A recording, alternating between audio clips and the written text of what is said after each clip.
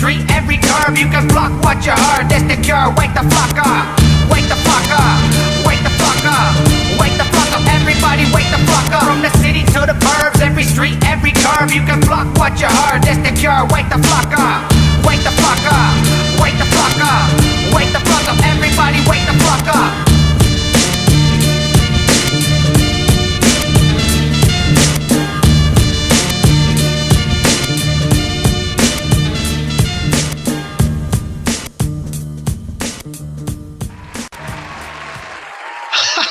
Welcome back to the show. You are now listening. You are now, you know what? You're now experiencing. Yeah, you know what I mean? yeah. You're now experiencing Wake the Flok Up. Wake the Flok Up with Concept 714. And with me, as always, Fluent Rhythm. And he's actually here today, and he's actually putting in work. There you go. For a change. This man. No. Big shout out to B-Side Show. Big shout out to PlatformCollection.com. We have a platform that we work with other shows. You know, we have Crappy Awesome Podcast. They're the most senior podcast. Been around the longest. Then you got my show, Wake the Flok Up. And then you have the 2Mix Hologram Podcast. Okay. Right. And then you also have Culture Sessions. Right. So these are all four podcasts. And then they have smaller shows. And around that we have Pros, which is an artist performs a song live and we record it. And then Curtis King has something called Can It Be Chopped? So you give him any obscured sample and he'll make a whole beat out of it. Yeah, super dope. He's on that. And then we got Take 5, where we just do 5-minute interview with the artist, boom, in and out. It's kind of dope. We like that. So a lot of good people work with us. Bonnie Blue, Rick's Rumble, Noah James, Curtis King, you know, so we're building. We're building it. So you can find us there at platformcollection.com. You can find us at waketheflockup.net. That's our home, obviously. You know, follow us on Twitter, Instagram at waketheflockup. Special deals and news and behind the scenes stuff. You also can get some new gear, some fresh gear coming out. Just follow us, show some love, you know, support the show. Coming up on the show, we got Medusa, we have Master Ace, we have Supreme Cerebral, which just got off stage right now. Reverie and Loudon, the episode's out now. So go check that out. WakeTheFlockup.net. Let us know how we're doing. Drop us a little comment, you know what I'm saying, on the comment section, all that stuff. Show some love. I want to hear some feedback, you know. All I've got is I got them positive, but I want to hear some of the negatives. What haven't we done yet? What are we doing wrong? What are we needing to improve on? This show is as much yours as it is mine because, I mean, I'm only making it. You're the listener, so you have ownership of the show as well. So if it's something you can change, something you want to see different, let us know, you know, and I'll be more than happy to oblige. You know what I mean? Outside of that, everything's gone pretty good. The show is picking up popularity. On a personal basis, my wife is 6 months pregnant now. Congratulations, man. Thank you. Yeah, she's 6 months pregnant. It's a girl. We already know that. And we spent the whole weekend painting the room. All right. Okay. Stereotypical pink? No. Well, my wife hates pink. Okay. She's not with the pink. We went purple and something called marshmallow white. And it's not even regular purple. It's like soft purple. You know what I'm saying? It's not that royal purple. It's like that watered down purple. But it came out pretty dope, man. And then we bought a bassinet, so we're getting ready for that. Cool, I'm excited. Man. Yeah, life cycle. You know, it's got a you know, the circle of life type shit. Yeah. You know, we thought it was gonna be a boy. Honestly, this your first kid? Well, yes. Yeah. So she had a 2-year-old when I met her. Okay. But I've raised her since she was 2. You know, she's 8. Good man. Oh, as we say at Dosey Weekly, good man. Thank you. So before we get involved into that, I'm going to introduce my guest. And let me use the correct entire name so people can recognize it. Gabriel San Roman from OC Weekly. Yep. Okay. What's up? Thank you for inviting me. Thank you for having me on the show. Glad to be here. Yeah. Let's cut it up, man. Let's do it. Let's do it. Now, you're a very exciting guest to have on for a couple of reasons. I'm not a rapper. You're not a rapper. So don't. But everyone has to spit 16, so get ready for that. Oh, man. It'll be funny. No. But before we get into that, okay, let's well, I guess we should introduce it. What is it? What is your position at the OC Weekly? I'm a writer and a reporter. I write a lot about news, as you noticed, but also I keep an ear to the culture. And I do some food writing, but I mean, to be God honest with you, I don't know jack shit about food except how to eat it, you know, and if I like it, and if I'll go back to that spot. Okay. But, you know, I think I've carved out a spot for myself in the OC Weekly, writing about hip hop, which is where you probably came to notice me. Yeah. But I also do, my beat is Anaheim. I'm born, well, not born and raised, but raised in Anaheim, born in some hospital in Artesia that don't even exist no more. Yeah, I cover a lot of everything, man. Yeah. Everything and anything, which is why you could talk to me about anything and everything. Right. But a lot of people have been paying attention, especially a lot of my music journalism is focused on hip hop when I'm able to do it. Cause these days you're more likely to find me at a city council meeting than a hip hop show. Mm-hmm. And, man, city council meetings are boring as fuck, to be honest. They sound boring as shit. Yeah. If they're anything like I've seen on that, what is it, like 23 or 24, where it's just like a camera and it's just like 6 old white men and then they're all just, I move section number 246 to be stricken. It's like, but sometimes those two worlds come together. Like I was at Anaheim City Council and there's been a long time problem with the police. Mm-hmm.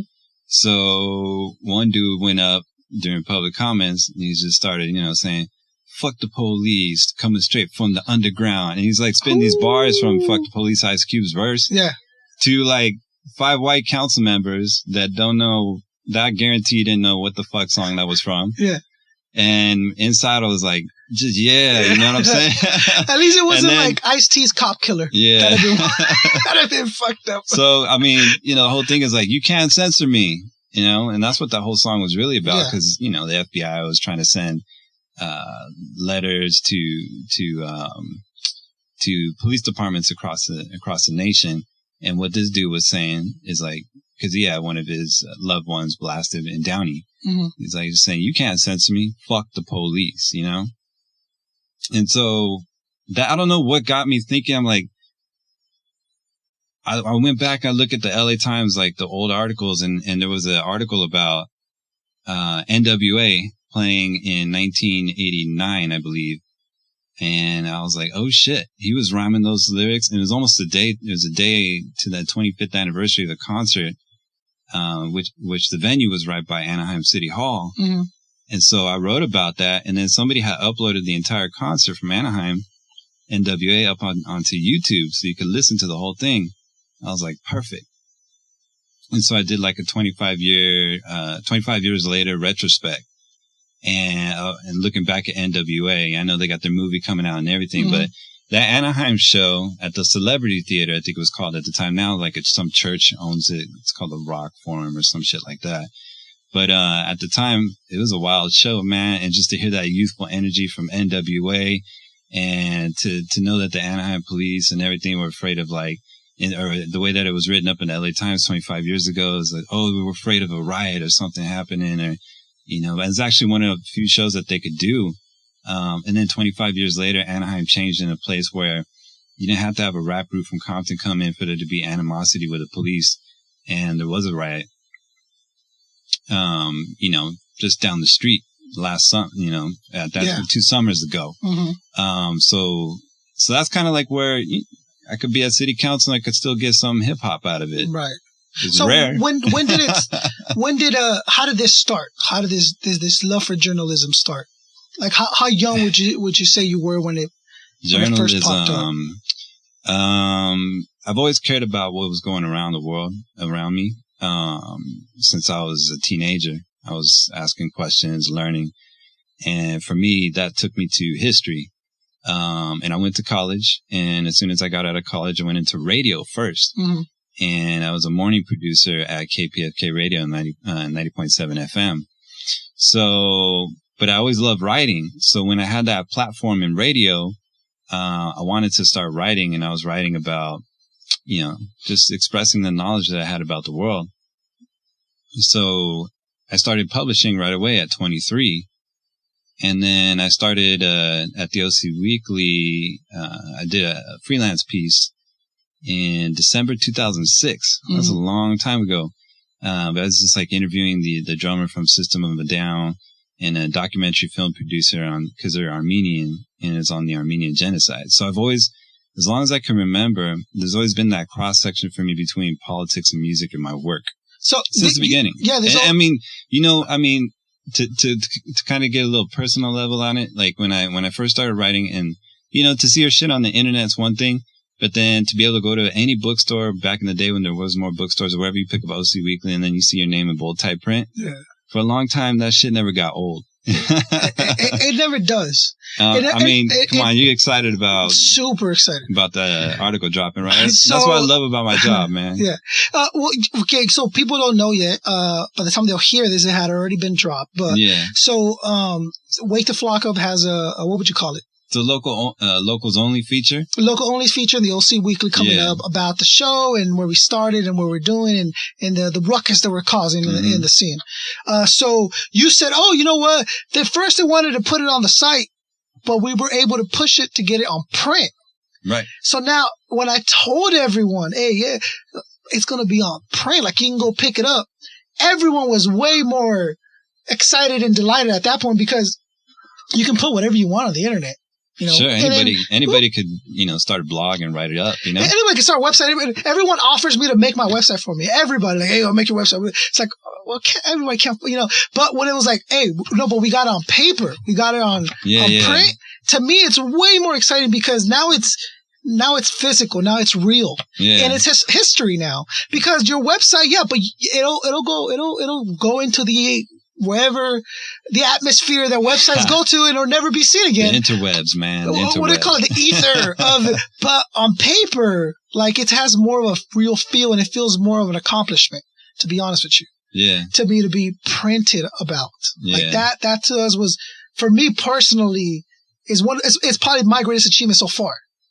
Cool. With the show, definitely. And on a personal basis, like, oh, my city, my county is recognizing what we're doing and they're backing us up. They're like, hey, we're watching you. We got an eye on you. Keep going. That's basically what they told me. So, yes, I'm very excited to be on paper, printed out. And I can't wait to see Wake the Flock Up and big. Come on, man. Black. From San Clemente to the LBC, tens of thousands in circulation. Yeah. People picking it up, you know, that's what it's all about, man. Yeah, thank you. So I've always had an interest in life in general. So even as I'm driving down, You're thinking about shit? Yes, and I'm very vigilant. Like driving down, and then I soak everything up. And I'll be like a block away and I'll be like, oh, that lady was wearing it'll, see what I'm saying? Like, ain't it funny how like driving's meditative? Like, yeah, like absolutely. It's a form of getting away without going too far. Except when you're stuck on the 5 or the 101 or something. Oh my God. The 101 is terrible. Then you're in the cycles of hell and shit, man. Because on the 5 right there where Carmenita is, like for some reason it's just like congestion no matter what time of the day it is. Yeah, I lived in Anaheim and when I commuted to Studio City to do KPFK radio. Man. The cool thing was that I was up at 5 a.m, out on the freeways at like 5:50. Okay. And then coming back was before heavy traffic, okay, except for like Friday. So, but still, you still catch some shit. And then like say Friday, like I'll be driving and then say it's a Friday and it's like an hour and a half, one of those, right? And then like for me, you get to that 591 interchange. That's where I get off. And it's like, right there is when it opens up. And it's like, now you're in Orange County and the whole shit opens up like the floodgates big and shit, man. Park sign. And I'm like, I finally get to go to like 80 miles per hour. And then I got to exit. On beach, you should got hurt. That's a fight. Okay, so I've always had a real interest, like you said, like you were saying, like in just knowledge of everything. Cool. National Geographic, all that stuff. Yeah, okay. So it was the same for you growing up, right? You're telling me you always had just like a natural interest in things. When did, so the OC Weekly picks you up. Mm-hmm. Okay. Are you the only one that covers music? Oh, no. There's a lot of writers who keep the daily blog, which is the Herd Mentality blog. Uh-huh. They keep it alive. And Nate Jackson is a music editor. He also puts down a lot of work for the hip hop community. Okay. And I think that's something you could say about the OC Weekly is that it's consistently over the years given a spotlight to the hip hop community and doing the thing and everything. And we're proud of that. We're definitely proud of that. And then there's other people that go out there and review shows and whatnot. Yeah. And so I know from when I write about LA artists that they feel that that's not the same case in LA County with the alternatives out there. Mm-hmm. Like when I did a piece on Reverie, you know, or when she started seeing Locally Grown Collective get a lot of press coverage in the OC Weekly, she recognized that, hey man, this is a paper that pays attention to its underground artists. I mean, it goes together like that. If I'm an alternative journalist, why wouldn't I pay attention to underground MCs? Right. You know, I'm not going to use my platform in the media to try to be some star fucker. Like, oh, I want to interview this person, that person, this person. No, you know what I want to do? I want to interview the person that's grinding to up and come. Yeah. To come up. And it's like, you know, it'd be more rewarding for me to see that person's career take off and their trajectory just, you know, explode. Right. And then know that I was there at the earliest onset. I feel that everyone, and again, just to reference yours, is like, we think about it the same way. So when we get the big names, that's a plus. That's just a luck. We get to meet Master Ace. Yes, yeah, absolutely. But Supreme Cerebral's coming on next week, bro. And he's a vicious MC. And he's been killing it. He's been doing it. That is really the only reason we do it, because we are them. We're not a Master Ace level. We're not Rocco level. We're Locally Grown level. We're Speech and Pen. We're those cats grinding. You see us all the time. But we don't have that recognition that LA has, or that has, you know, towards their bigger artists. So we want to give it to our smaller artists. You know what I mean? The artists that, and then you get, absolutely, it's satisfying to be like, oh, I put him on this, and then now his stuff is doing really good. His mixtape is kicking ass. To be a part of that genesis, you know what I mean? Yeah, absolutely. To launch, not saying you, because not they to take do credit, all the but work. to be part of the process of them growing as an artist is a beautiful thing. Yeah, I agree totally. Yeah. That's my whole feeling towards what I do. Right. And that's the music part. That's also the politics part. You know, I ain't trying to rub elbows with the powerful. I'm trying to put a fire under their feet all the time. So it's just your mindset. How much restriction is there in what you're able to, well, I guess not, what will get reported in press and what you mean in terms of music? In terms of everything in your journalism as the OC Weekly comes, like, how much freedom do you have to?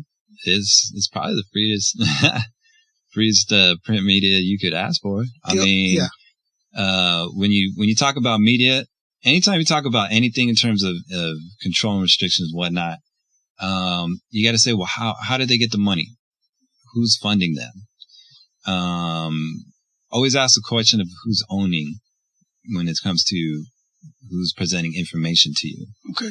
You know, OC Weekly, it makes its way through personal ads and everything that people make jokes about in the back. You know, the back pages ads. Because there's like the weed collective. And it's all weed. Yeah. First 4 pages all weed. And then you see a couple ads like, hey, call me for a good time or whatever. But there's a lot of weed content in the back of the OC Weekly. Yeah. Does not worry you guys, as in like a perspective of the reader that doesn't know you picks it up and sees? I mean, people are going to talk shit regardless. Yeah. And no, because I mean, I think that's your audience. Well, it's partly it's our audience in a sense, but it's also just it runs parallel to the weed coverage that we do, because we cover weed as an issue, like legalization and crack down on dispensaries and everything. You know, the managing editor Nick Scow's got a book out on the subject, and he does this. You know, he's got his little bong blotter series of articles that he does. Okay. So there's no real difference between the ads and the news content in that way, but I think it runs parallel. It's not like the ads are dictating the content. Okay. For us, we're free to cuss, to editorialize, to have a stylistic flavor, to develop our voice.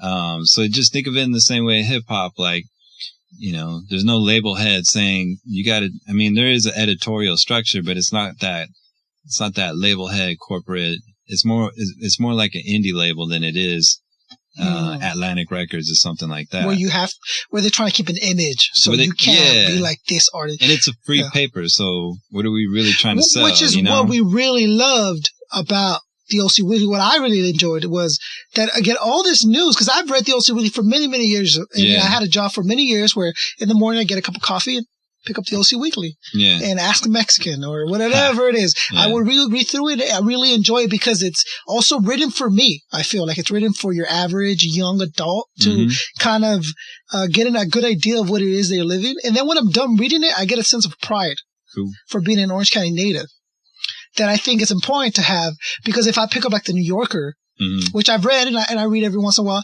it's more of a higher class and more intellectual kind of thing. Yeah. Where the OC Weekly is more relatable. We're relatable, but we put in work, man. But you put in, dude, of course you put in tons of work. Yeah. I could see this must have taken you forever. I could think in my head, like, man, we sat there and we discussed this and you get the gets and the people open up themselves to you on that level. Like, that's very interesting to me. As someone who does that on a lower scale to get to people to talk to them, complete strangers. Yeah, man. I mean, I got mad respect for people doing the podcast hustle. Yeah. I mean, like I said, I started out on radio, so, as opportunities kind of shrink terrestrially, take your shit to the internet. It's a free, it's a freer medium. So yeah, I love listening. I love listening to podcasts. I helped start one in Santa Ana for kind of Latin alternative music, and they're taking their shit and they've done their own thing for the last couple of years, and started it off. And then there is terrestrial radio possibilities, like community radio. Yeah.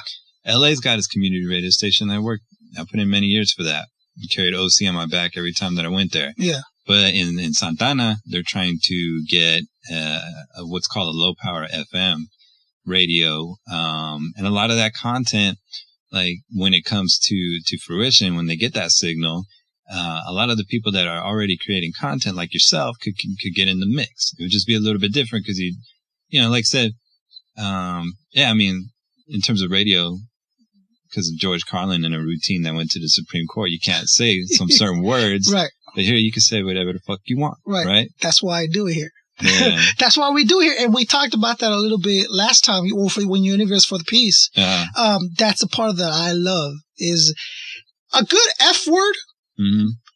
Bring some strength into a conversation. It gets a point across. No, it's necessary. And it's necessary because that's how average natural people converse. They say, hey, fuck that dude. He has no idea what I'm talking about. So that's natural. It's unnatural to censor yourself. That's when it becomes, now it's a different practice you're going into. The natural thing is for you to be uncensored and talking and communicating, blah, blah, blah. And that's what podcasts allow you to do. Yep. I don't have a fucking PR or whatever. Like, hey, you can't be fucking saying that. Beep, beep. Hit the button. Hey, commercial. Shoot out the time. 2:47 of the AM. Get the weather in. Hey, fuck that. Fuck all that.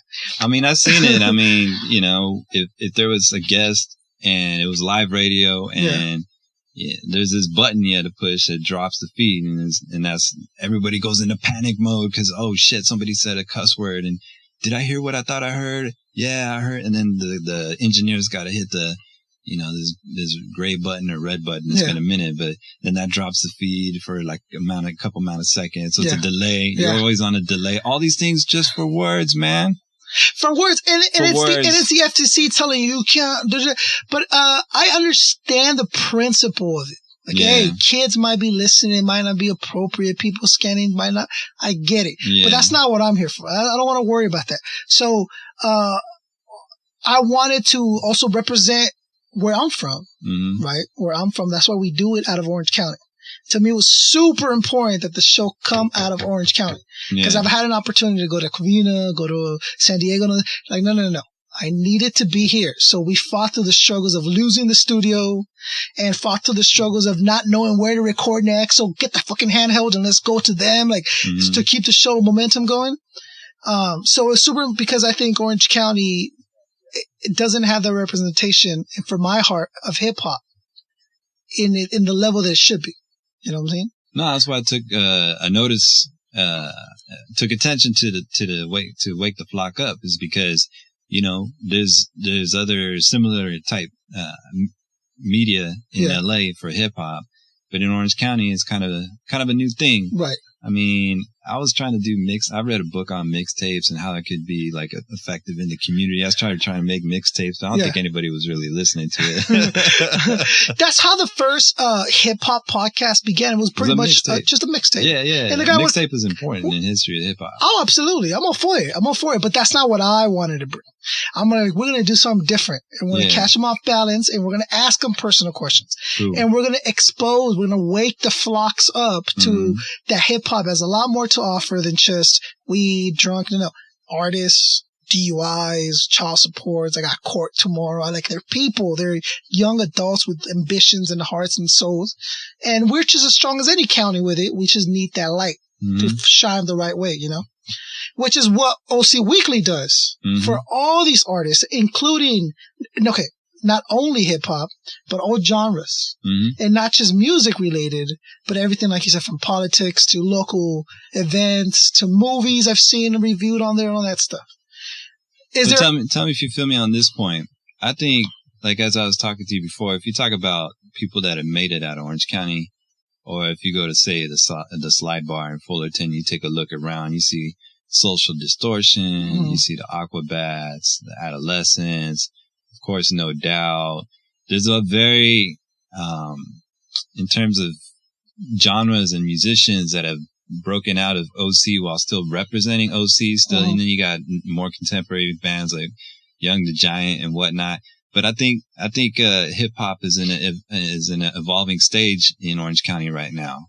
I think it's part of a demographic shift, because Orange County is becoming more brown and black, especially more brown. And I think that, and hip hop has always been, comes from the people of color. Of color. So I think this is me being hopeful, but I think it's time that hip hop represent for OC and somebody, take off from here without, disavowing or distancing themselves from the OC roots. And I would love that to happen in the correct way. So what I mean is, I don't want them to come out and be another Soulja Boy, because he makes ridiculous Tyler the Creator videos, so he's known for. No, I want it to be he's such an artist that he's picking up attention. Yeah. Because those artists exist, or his music is so interesting, or has a purpose. It's a purposeful song or musician. So that's what I want to come out of Orange County. My hope, like you're saying, I'm hoping that's the way it works. And there's some artists that it's kind of a trivia question to know that they're from Orange County. Like for me, I found out that Miss Crazy, who's like the queen of Chicana rap, and who I've interviewed, and a lot of other press haven't paid attention to her. But I listen to her music, and I think she rips it on the mic, right? Okay. She's from Santana. Really? She immigrated from Michoacan and came to Santana, like so many other immigrants like that before. Yeah. And I've listened to old songs that she did when she first started out, and she was repping Santana in the lyrics. Yeah.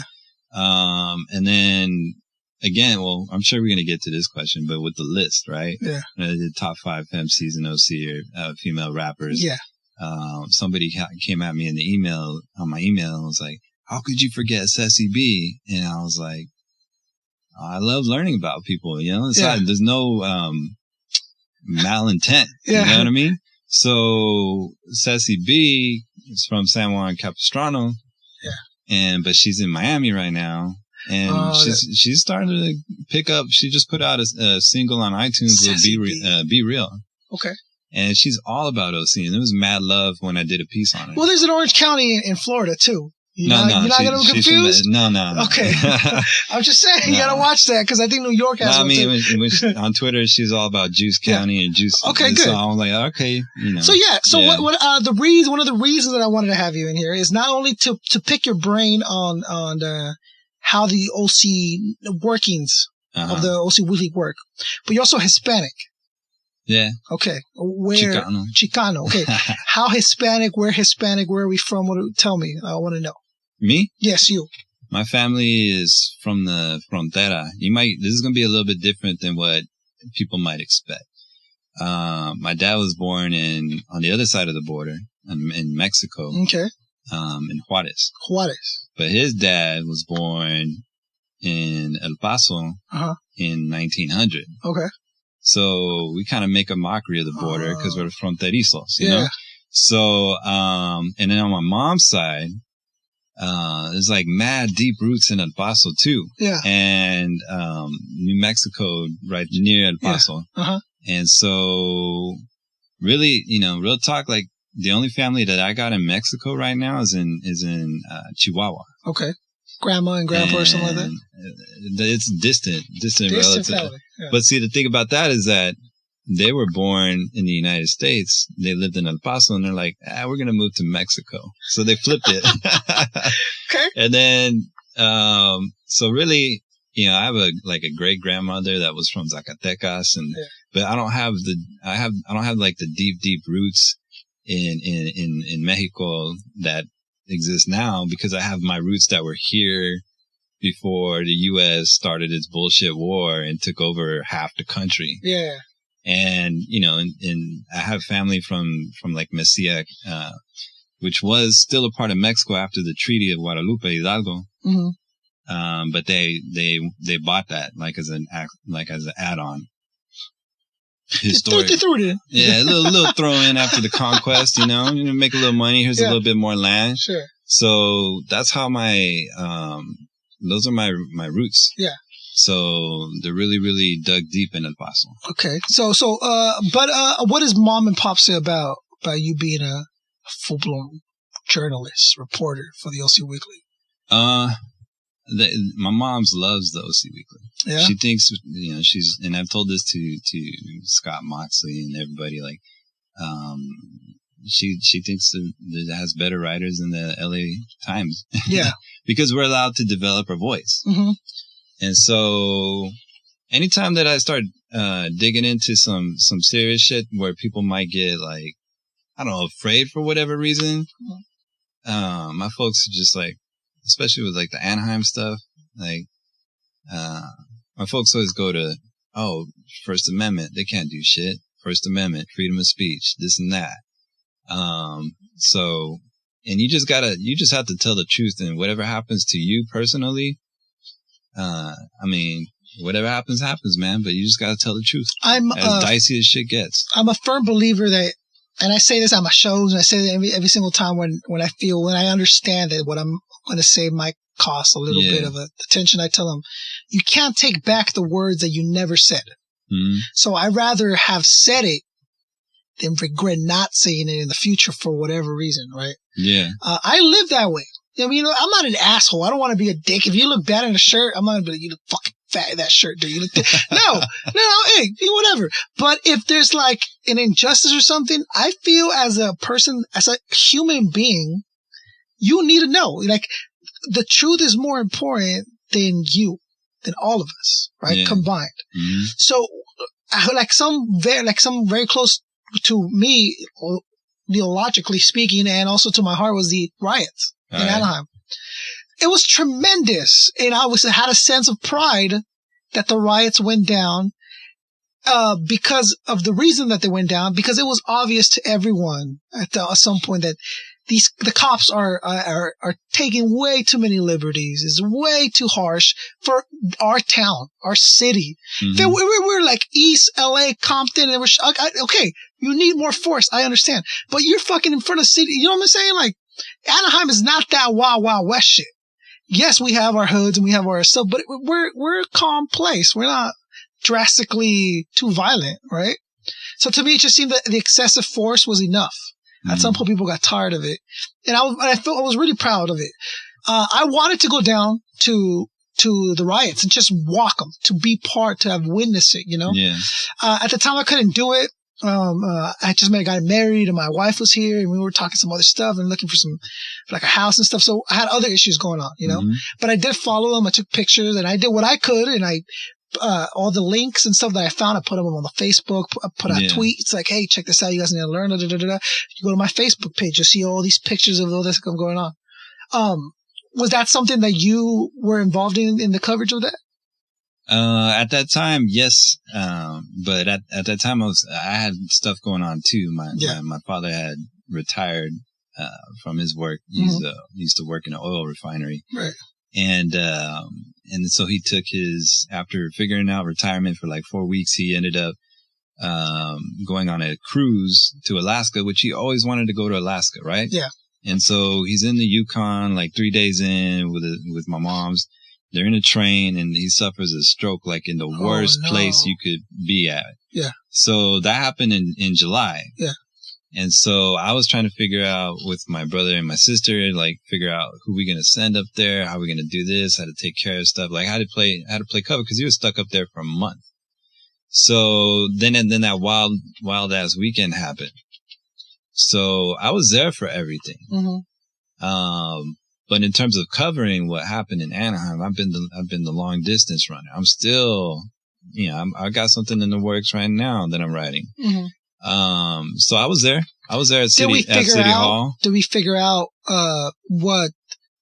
is there a marked reason behind them? Like, what is the publicly accepted reason why the riot happened?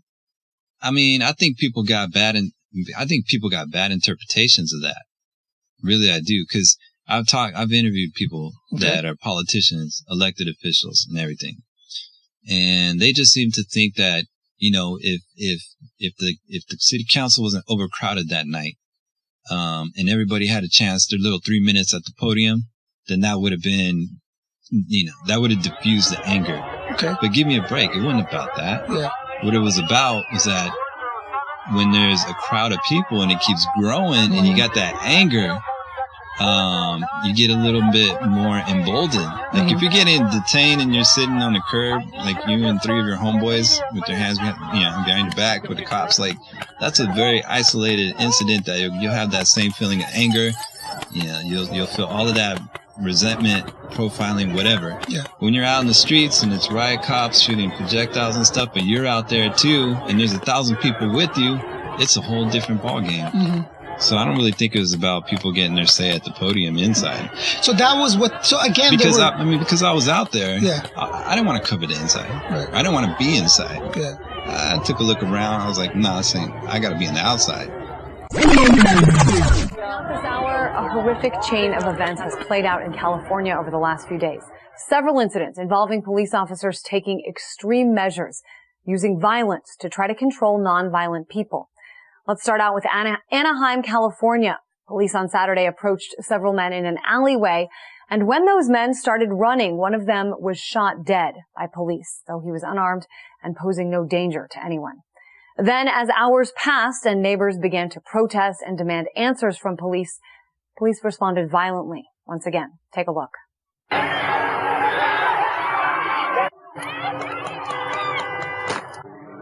They just released the dog and I had my baby and my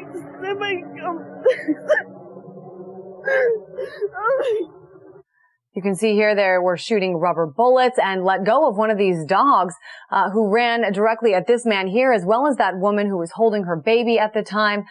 Witnesses visibly upset and angry, and frankly, many of them say they were scared for their lives. I want to talk more about this with Michael Preisner. He's the member of the Answer Coalition. And Michael, from what I understand, you were there. I saw you tweeting about this over the weekend. Describe the scene on Saturday and what you saw unfold here. Sure. Well, I wasn't at the incident Saturday. I've been in the community talking to witnesses, talking to victims of the police attack. I was there Sunday when we, community members, and the Answer Coalition and others took over a police station for about an hour in protest. But to let you know what played out on Saturday, by all accounts of witnesses who were there and those who were victims of the attack, someone named Manuel Diaz, who is a local resident in the community, was not in an alleyway with his friends, as the police say, but was simply in the neighborhood. They did run when police confronted them, but when Manuel Diaz had already been shot once and was surrendering, when he was shot a second time in the head, killing him, at that point, he was still alive. People in the community were yelling out to the police that he was still alive to give him medical attention, but instead the police were more concerned with blocking people filming and then handcuffed and searched Manuel Diaz as he was dying on the ground. Then, understandably, people who had just witnessed this attack and who deal with police brutality and intimidation on a daily basis was coming out onto their front lawns into the community, voicing their opposition to what happened, peacefully protesting on their front lawns what had happened in their neighborhood. And the police responded unprovoked, without warning, first firing rubber bullets, beanbag shotguns, which have both been known to kill people, using pepper spray bullets and tear gassing people, and then unleashing an attack dog, as we saw in the video, on a woman and child. And a young boy was mauled in that dog attack, as were other young people as well. And then we know that protests continued. They continued throughout the night. The next day on Sunday, we had a large group of us that was led by the family of the victims. And in fact, 3 young girls whose brother was the one that was mauled by the police dog led the demonstration into the Anaheim police station, where we took over the station for over an hour, chanting, cowards, shame on you to the police who were there, and really shut things down for a while. And so, what you saw was just people ripping into the police who had to be all stoic and with their riot gear and whatnot, but they were just ripping into them. It wasn't about any chants or slogans. It's like, fuck you. How you gonna shoot? You gonna shoot me in the back? I remember some dude just like, yeah, here I am. And then he like turned his back to the police. He's all, shoot me right now, you know, because of what they did to Manuel Diaz on Anna Drive. Mm-hmm. So, it was just about getting that anger out, because there's no channel for that shit, because there's no justice for that shit. Right. That's what it was about. So what has come from that event? Has there been any regulations set into play? Was there any firings? Was there any kind of like? I think the changes that have happened is superficial. Okay. The police chief retired. The deputy chief retired. So now you got your first Latino chief, you know, and a new deputy chief. And then, they're starting some pilot oversight board, which is weak as hell. And the guns that next year in 2013, the guns were pretty silent, man. Yeah. But just this earlier this year, I got called out to a scene, and it was wild, man, because, I couldn't get too close to, it was out there by Northgate Market and Harbor. Mm-hmm. And, I think this was in February, if I'm not mistaken. But the SWAT team, it's just like I saw the whole mobilization, and they started clearing it. That's when that whole Bruno, the police dog thing went off. Yeah. So what I heard them basically smoke that fool. You just heard a bunch of gunshots, like rat-a-tat-a-tat-a-tat, and then like you see Raza like running in every direction, and me, I'm just, you know, instinctually, I'm like, all right, I have to stay here and cover. Yeah. So I'm like firmly planted. But everyone else around me is kind of like running, because bullets travel, you know what I mean? Yeah. So the only thing I regret is not capturing that on my camera, because then I could have put that out there. Right. But I did catch some of the scene and did report on that. La Palma and Acacia, where this scene is still a very active scene. Take a look behind me. You can see police cars are lined up here on La Palma, and you're looking west on La Palma right now. Earlier today, there was a scene that was a near riot as police confronted people who were protesting, as you mentioned, an officer-involved shooting. Just moments ago, there was a dumpster fire out here. There was citizens that had shut down the street. Now police have cleared that out, but here's the video from earlier today, which can only be described as frightening. Chaos and violence in the streets of Anaheim. Anaheim police firing rubber bullets confront a crowd of terrified children, parents, and angry residents near La Palma and Acacia. Then one officer unleashes a snarling police dog, which attacks a mother holding her child and this bystander. They just started shooting him. I was with my son, and the dog just came. This is the man that was on the floor. And He was on the floor and they shot. Talk about what happened. They just released the dog, and I had my baby and my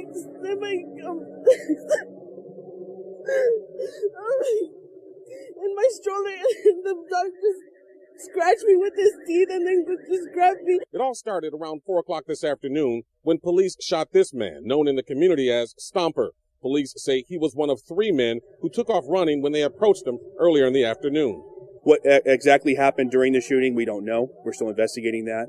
But the shooting occurred, and the male was taken to a local hospital. But neighbors who saw the shooting say police overreacted. Then they confronted the officers, demanding answers. That's when the pandemonium broke out. They just started shooting again. No, we don't have no guns. Nothing. I just got scared. I just saw water bottles get thrown in the air. They just started shooting everyone. They shot at little kids too.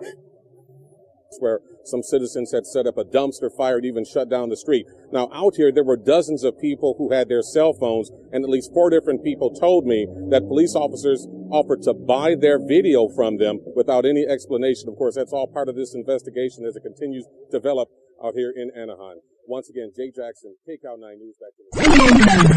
But I think that Anaheim's a very disorganized place for raza, and I think some of the core issue is just bubbling. It may not happen 15, 30, 35 years from now, but there's no reason why it wouldn't surprise me if it did happen, say in 2040 again, because the inclination of power is just to sweep it under the rug, make some cosmetic changes, and go back to the way that it was.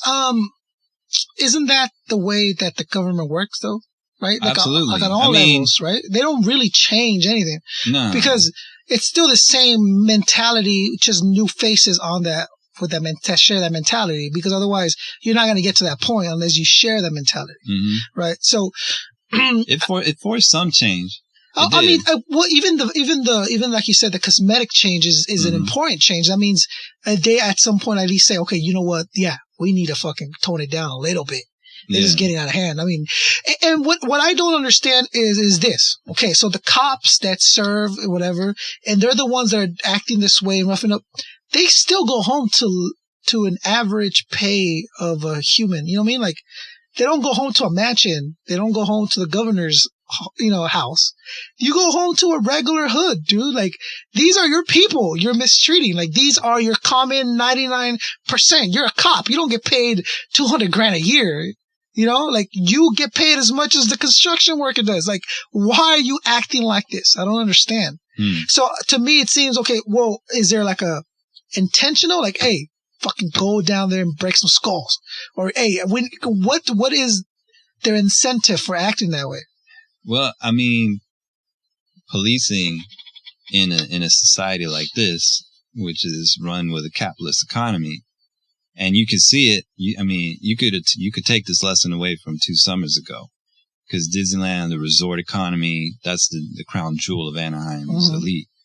And I even mapped this out last summer, because last summer I wanted to do something different. Everyone was going to do a report on the anniversary march, but last summer, me and my friend wanted to go see where the command post was, wanted to go see where the equestrian units were stationed, and try to make a sense of police strategy, because that's on a pressure tip for me. So that's a smart idea, bro. So we were tailing. We're like, okay, so it wasn't where it was last year, and then so we started tailing this fleet of like 15 motorcycle cops, and we started following them. Dude, that's real journalism. And then they went into the city yard. And then there they were, boom. And it was a lot more hidden than it was 2 summers ago when they came out in like G.I. Joe bullshit, So but yeah, they're always going to protect Disneyland. You ain't going to get a mass of angry people marching towards Disneyland, because they're always going to protect the property interest. And you think Harbor was too close? Too close for comfort. You can't have those two worlds collide. Right. And that's what, on the night of the riots, the uprising, one of the most ironic moments was that people were clashing in the street with all their anger, and then at 9:30, since it's summertime, boom, boom, boom, fireworks in Disneyland like ain't shit happened. 2 different worlds. They have to be isolated from each other. Yeah. So you think that's where maybe that force comes down stronger, because of they gotta protect it. So they gotta, hey, fucking stomp down. I don't want to hear no ruckus. You cannot disturb Harbor past Ball to the right, because that's fucking our prime money maker right there. That's always going to be part of the strategy. And then, like if you want to talk about waking the flock up, if you wake the flock up in a real way and they're organized in a real way, then that's when the state and the interest. I'm gonna start talking like no. That's like what I'm about. Or something, but that's what it's all about. But that's the first arm of that's the first arm of protection. Yeah. If shit gets too hairy, you got to have the violence to crack down on the flock that wakes up. Yeah. To put it in, to use the words of the show title. Yeah. That's the way it is. That's the way it breaks down. That's the, there's your everyday policing, which is just a mini part of that. Yeah. But in the grand scheme of things, if there was a challenge to the, illegitimate social order in Anaheim anywhere, that's where you see the violence come in. You could look back in history with how they decimated the Panthers in 68 and the Black Panthers in 68, 69 through COINTELPRO. And you can list all the people that got smoked, like from Fred Hampton to Bunchy to John Huggins to, little Bobby Hutton in Oakland by the Oakland police. Like once you're trying to challenge things, then you'll be staring down the barrel of a gun. Right. And most of the time it'll be a policeman holding it. But you have no choice. See, that's what people don't understand is like, yes, revolution is always peaceful. It always starts off peaceful. All of them, hey, can you please stop doing that? Can you please stop whipping me? I would really appreciate if you, fuck you, but I'll get back to work. Hey, can you calm it down a little bit, bro? Cause look, let's talk this through. Look, I'm a dude, you're a dude. I got this comment picked. I get you. Pay me some. No, fuck it. See, it always starts off peaceful. You have no choice but to take it to the loud fucking, I'm right here yelling at your face. And then they come down and then revolution has to start. That's the way things change. That's the way it's been in the 20th century, man. It is the way it will continue to be because the type of people that are police officers, just on the basis of that, let's start with that. Not even on like a higher people. No. Pure, your average cop has to have a level of excitement for danger. Off the bat. Otherwise, you're not a cop. Yeah, you otherwise, it doesn't draw that interest. You know what I'm saying? So there's a level of confrontation that you want to face. It attracts a certain kind of person. A certain person. Now give that person a gun. Okay. And now give him handcuffs and give him the right to do whatever the fuck he wants because he's a cop. So you'll see your average everyday cop runs a red light. We've all seen it. That's just, that's the base level of it. I can do what the fuck I want. I'm going to run this red light. I'm gonna change lanes. I'm gonna go in the wrong lane. Like I'm gonna park. I know there's a perfectly good parking system, but I'm gonna park in the middle of the street right here with 3 other cops just blocking the lane. You motherfuckers have to go around me. Yeah, they don't have to play by the same rules. That's the mentality that they have, right? Okay, now. I'm glad we all thinking the same thing. Well, like that's a little part when they do shit on traffic violations. That little part, bro. That little part is a tells fuck you. Everything you need. Yeah. That's what it is. It's a fuck everybody else. Yeah. You're going to go around me because I'm a big badass. I can absolutely park right here and not bother you, but no. I'm a cop, bro. Right. So now think about it on a more dangerous level. Hey, here's this kid, Hispanic, bald head, whatever, he's trying to get crazy. Look, listen, I can mistreat him. Who's going to tell me shit? I'm going to fuck you up with these. Like, that's the level that happens on the mentality of those people. Right. Plus the corruption that go trickling down and the pressures and all that shit. So, yeah, so that's the only way that those people will react is by revolution, by that loud screaming, that fist pumping shit. Because otherwise the paperwork would never get to them. You know what I'm saying? Yeah. And there's no real punishment. Nope. Either. Well, okay, you get to go home with pay for 2 weeks. Get out of my face. Yeah. Oh, really? Pay? And then they're back. And then they're back. Yeah. Okay, well, good. I'm glad. So, get it out, man. Do more research on the on the riots and take a look and listen to what we're talking about. You guys will find it very interesting. I did as well, and I'm very happy that it went down. It's unfortunate what took it to happen. You know what I mean? Like, I'm not for losing anyone's life in any situation. So that's real a shame that's what it took. But whatever reason is, we're a little bit better.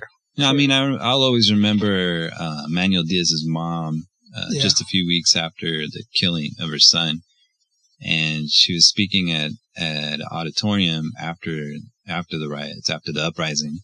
She says, "If it took my son's death to make a change in Anaheim, so be it." Mm-hmm. So, Anaheim, you got to make a real change, or else he took a bullet for nothing. Yeah, that's the way. And two summers later, I still want to talk about it. People want to have shit forgotten about. Yeah, not me, man. Like I will always talk about it.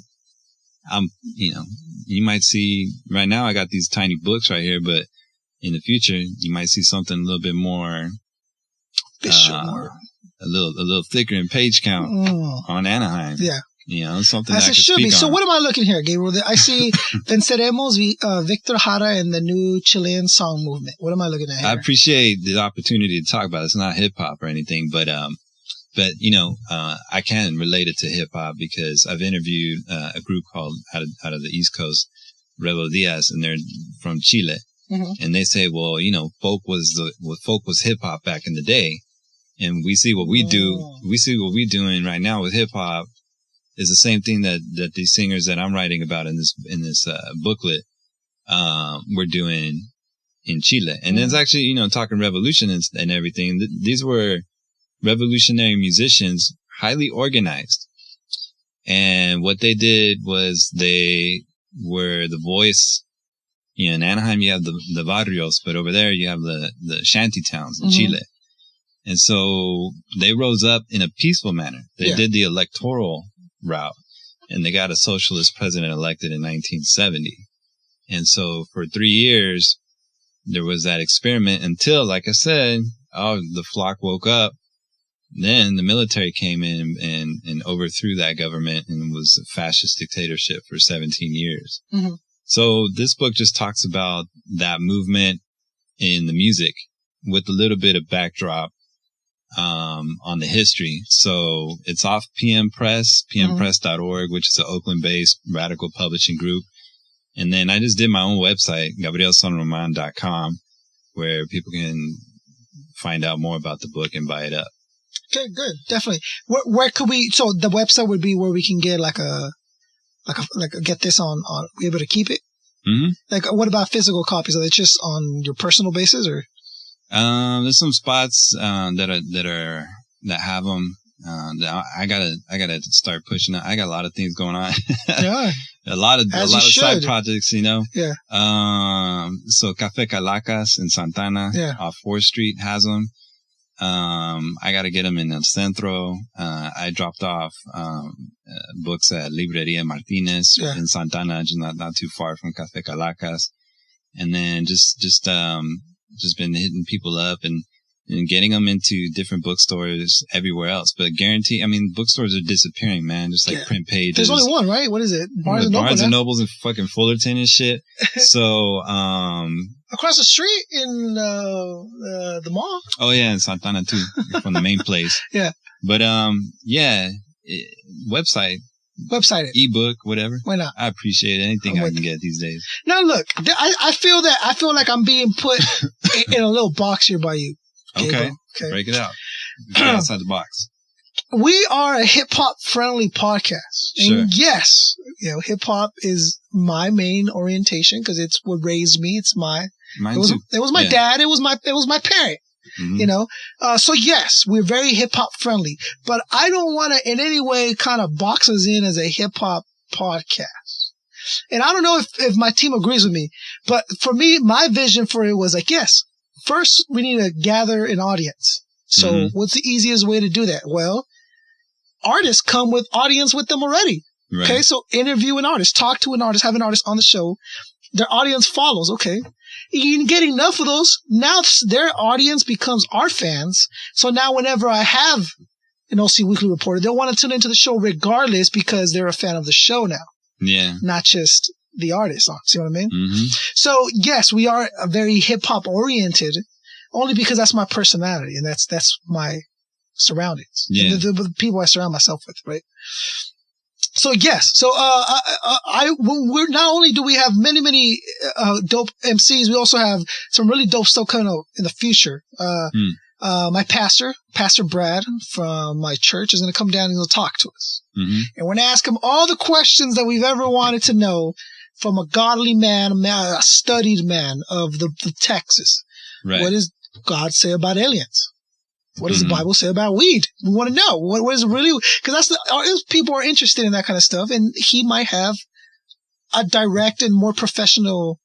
No, that's cool, man. Profession, you know what I mean? Like when I walk around, everybody's got a story in them. Yeah.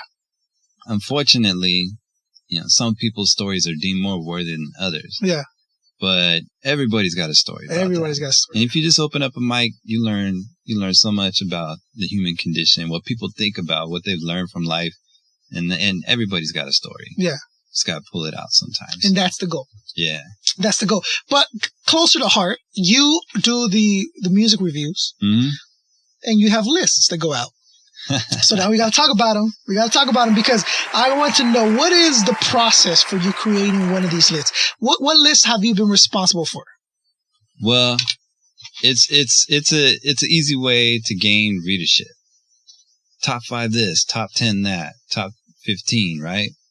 But we don't ever want to do lists that are without substance. Mm-hmm. So, I've tried to do a lot of out of the box lists. Mm-hmm.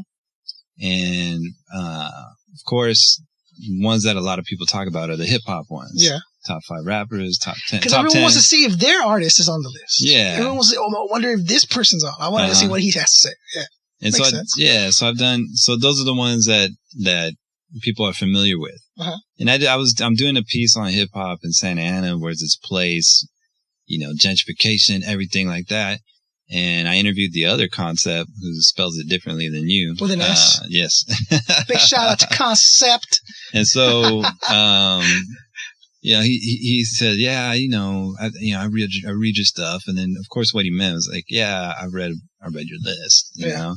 And then every time when I did the interview for Wake the Flok Up, and I said, and I just like seeing what reaction it gets. Yeah. And it's just like, every time it's just the same. It's kind of like the same reaction. Like, it's a conversation starter. Nobody agreed with it 100%. And I know a lot of people were talking shit, but it doesn't faze me because I don't really care. One list in particular was the top 5 females in Orange County. MCs, female MCs. Yeah. So 2 of them are our very own Miss Shar and Valley Vicious. Yeah. Okay, first and second place. Mm-hmm.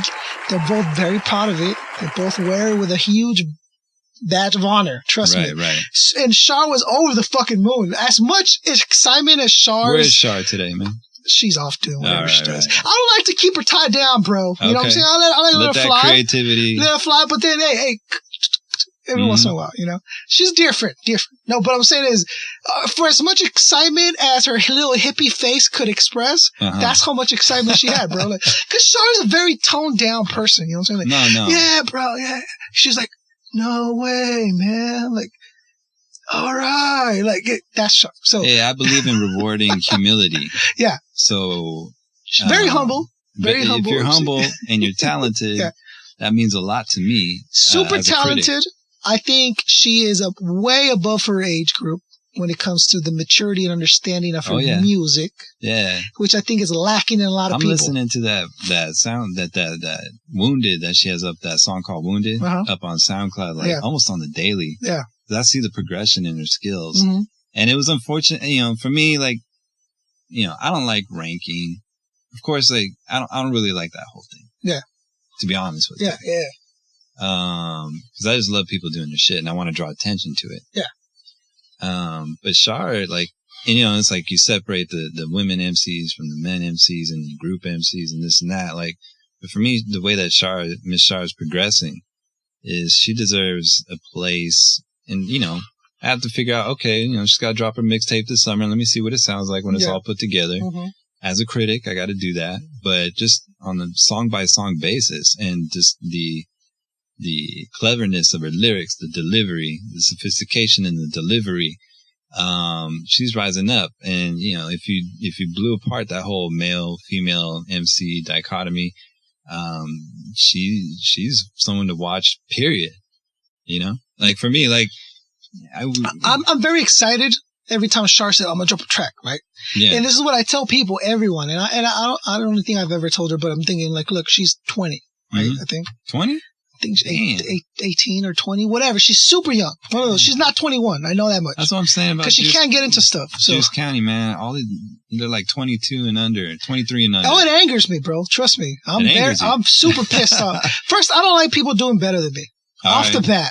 Okay. Second, if you're younger than me and you're doing better than me, I just fucking I despise you. But so Shar is way up. What I'm telling people is, okay, you see Shar now?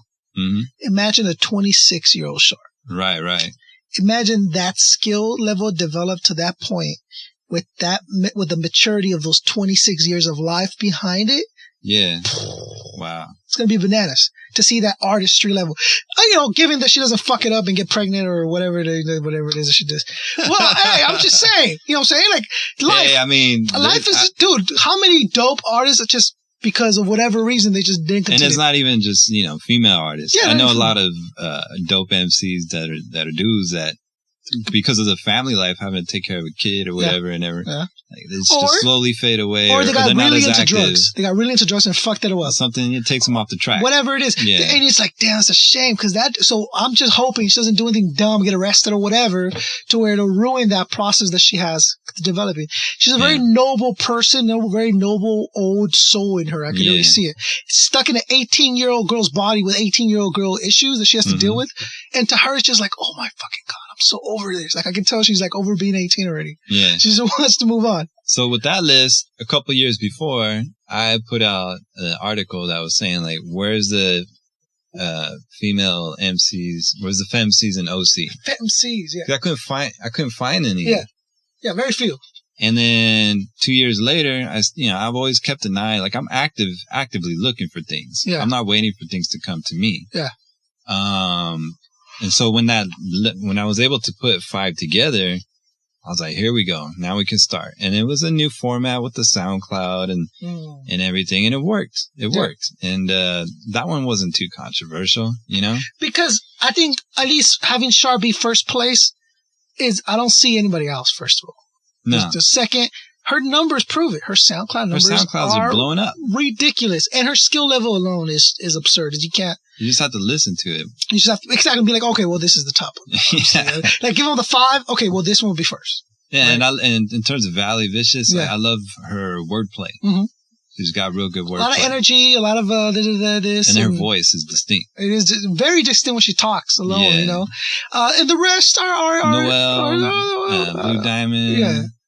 They are where they are. They're there. Lady Socrates. They all deserve to be there. I'm with that. Okay, so which one would you say you've had the most controversy come out of? Like most people, which one, man? Tell me. But the public don't know.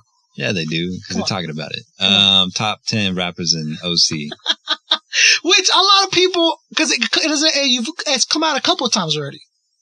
Well, right? Yeah, I mean they did so well that anytime I write about hip hop, usually it's also like see also, and then you see all the lists lined up. So people, if they missed that, if they didn't read the OC Weekly earlier this year, or they just find out about it, or if they didn't see it, they missed it. Like and they're reading an article about hip hop, then it's there for them to visit. So people will start discovering Miss Char, or if they look at the top 10 MCs, they'll take a look at Ends, or they'll take a look at Sage One. Yeah.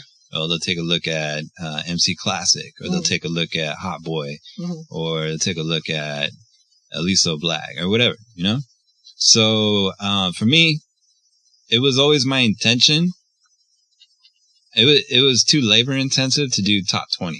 Yeah. But I knew there was way more than 10. Labor intensive. I knew there was way more than 10. Yeah. Of course. Yeah. Of course. So it was difficult because, there's people that I know personally that I have a lot of respect for that didn't fit in that list and didn't fit in the other list. Mm-hmm. But it was always my intention to do at least 20. Nate Jackson and I always knew that there was going to be a second batch, but people didn't know, so they started dicing it up, and that's okay. Yeah. That's okay. Yeah. And who got first place for that one? For that first list, it was Ends. Ends got first place. Yeah. Okay. What about the second list? The second list? Oh, man, I haven't looked at these lists in a minute, man. Okay.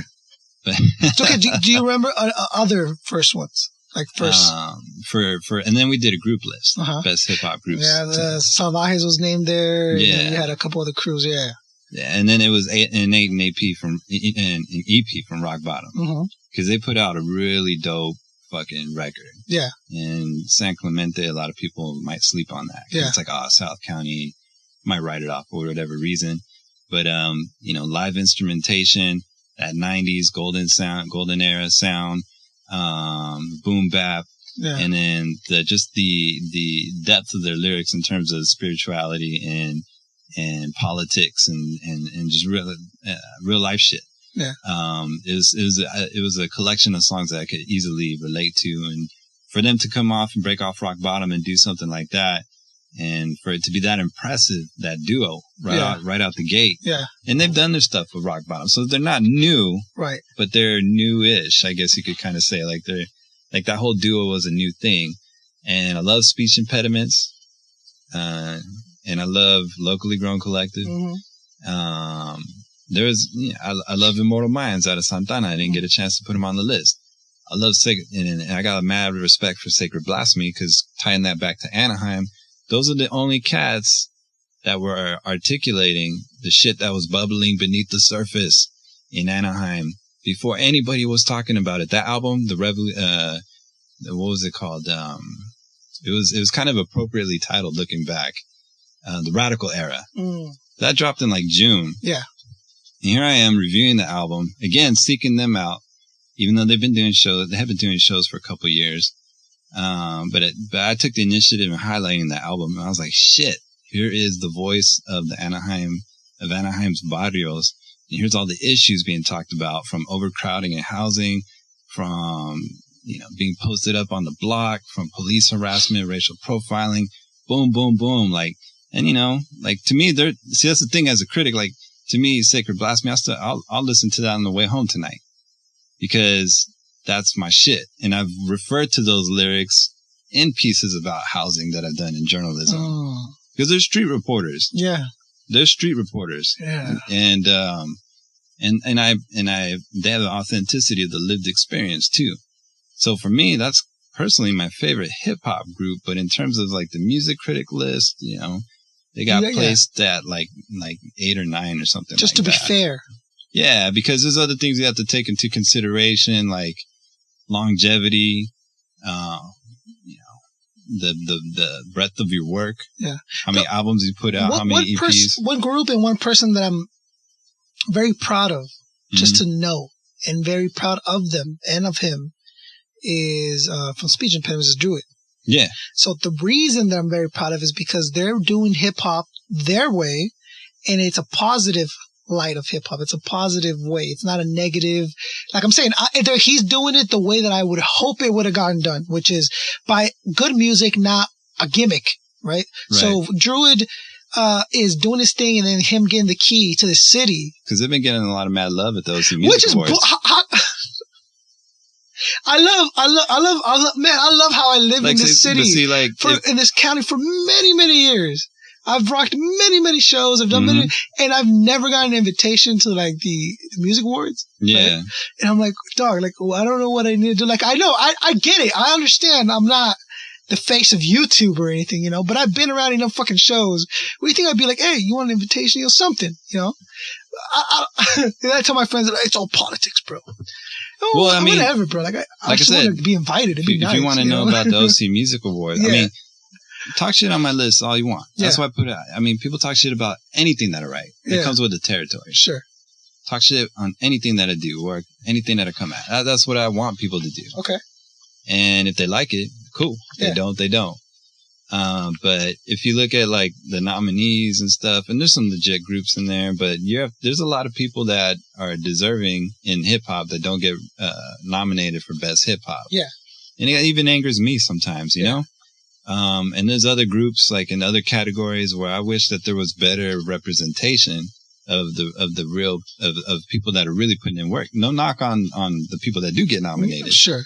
But when you look at and I have nothing to do other than writing about artists. But if you look at how the nomination process works, it's a lot of critics from newspapers and music critics and whatnot. It's promoters, it's venue owners, and just different people that hustle the culture. Mm-hmm. The music culture, the music scene here. And it's not, I'll just say it like this, it's not very reflective of our communities. Okay. You and I look like each other. Yeah. We've got the same skin color. I'm a little darker, but yes. Yeah, all right. Yeah. But, yeah, that's something you always got to look at too. I do. I take it with a grain of salt. I take it with what it is. You're not missing too much, brother. Okay. There's some dope performances. You know what they say? I just like to be asked. I mean, look. I'm saying. Maybe this year will be the year that they go, hey, you know. I'll say this on the show because I've said it in print. Like when I did that, where are the female MCs in OC?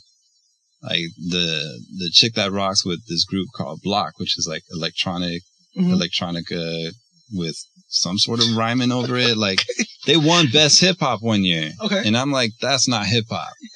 She's not a rapper. Yeah. Now, how's that hip hop? I mean, that's what I'm saying. Like, how disconnected is this award ceremony? Who's running this shit? Oh, that's too much. Yeah. Hey, it's not hard to figure out. If they wanted there's a lot of good. It's a good thing. It's a good thing because I mean, a lot of good friends of mine have been nominated, and they love it. Absolutely, I'm all for like the Grammys. But I'm all for that kind of stuff. Yeah. They need to kind of soak in more because it's just the same people over and over. That's my main critique. Is it's a lot of the same people over and over again. Yeah. Every year, when there's a lot more. I'm happy that they. So Drew is all happy. Like, yeah, we won. No, that's tight. They spelled it wrong, but we won. Like, they did? Because I think they've won it twice. Yeah. They spelled it wrong the first time. Mm-hmm. It was, they spelled speech regular. Yeah, 2 E's. And he's like, they spelled it wrong, but it's okay. We still won. I'm like, oh, that sucks. I see. I don't have no problem with that, man.